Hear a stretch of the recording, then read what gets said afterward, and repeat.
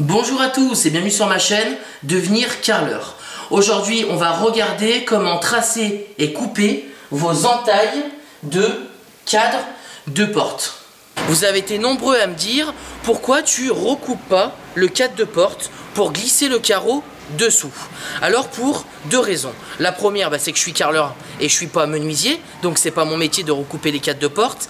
Et la deuxième, et c'est vraiment la plus importante, les cadres de porte, si on veut les couper, c'est bien quand on en a un par exemple. Mais si vous en avez 5 ou 6, il faut les faire en avance. Et quand on pose du carrelage, on ne sait pas vraiment à quelle hauteur va être le carrelage fini en fonction des variations du sol. Donc c'est très dur de recouper un cadre de porte parfaitement. Si vous l'avez pas assez coupé, le carreau glissera pas. Et si vous l'avez trop coupé, vous allez avoir un jour sous le cadre. Voilà pourquoi j'évite de recouper les cadres de porte un maximum. Pour ça, il va vous falloir une pige, toujours pareil. La pige est égale à la longueur d'un carreau en diagonale plus son épaisseur. Ce que je vais faire, c'est que je vais vous remontrer comment fabriquer cette pige. Pour tracer la pige, je vous remonte, vous prenez un carreau, vous allez le mettre dans ce sens-là, dans le sens de la diagonale.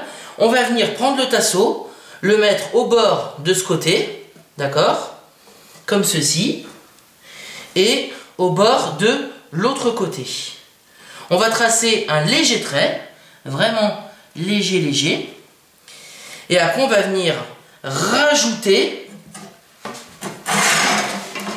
l'épaisseur du carreau. Donc vous vous remettez dessus, comme ceci, hop, voilà. Hop, et voilà, votre pige est tracée. Avant de faire la coupe de cadre de porte, on va quand même se refaire une coupe simple pour bien que vous puissiez voir le procédé. Donc pour ça, on prend un carreau entier qu'on vient placer, toujours pareil, avant la coupe. Donc vous le positionnez bien dessus. On prend notre pige et on va venir tracer notre coupe. Donc là, vous vous mettez bien au bord, à chaque fois, comme ceci, et vous tracez votre coupe. Pareil, des deux côtés, au maximum où vous pouvez aller. Et voilà. La première coupe est tracée. Donc là, je me mets sur mes deux traits que j'ai tracés, et j'ai plus qu'à la couper.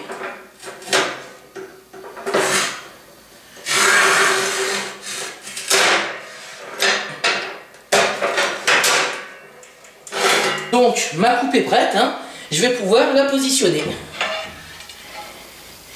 Et elle rentre donc parfaitement à sa place de coupe avec mes joints et le joint contre le mur. On va pouvoir passer à la coupe de cadre de porte. Donc c'est le même principe.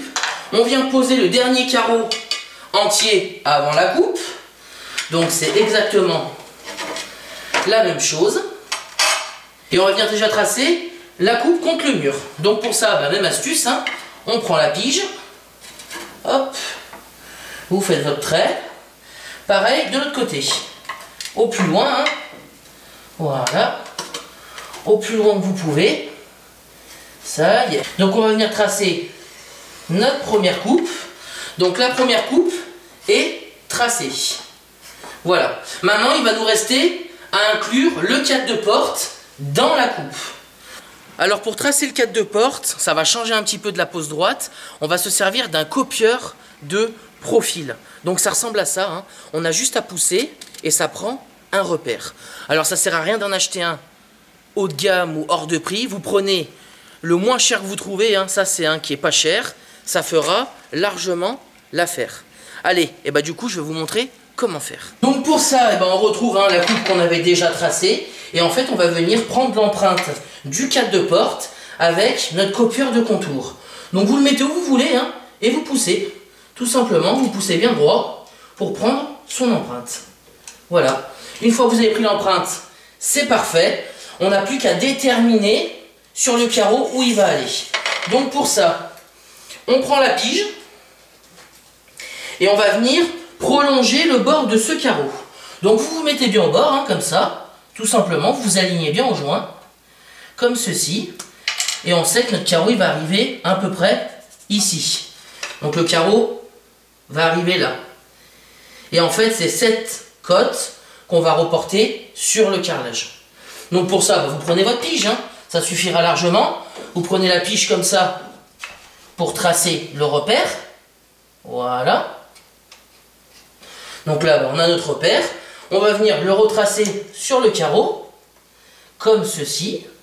Voilà. Et on sait que notre quête de porte va commencer ici. Et après, vous n'avez plus qu'à le tracer. Donc là, je le trace. Hop. Voilà, comme ceci. Tac. Voilà. Hop là. Voilà. Et mon cadre de porte est tracé. Alors bon, c'est pas très propre, hein, mais vous le repassez bien propre. Voilà. Et comme ça, on a notre entaille de cadre de porte. Allez, on va aller le couper.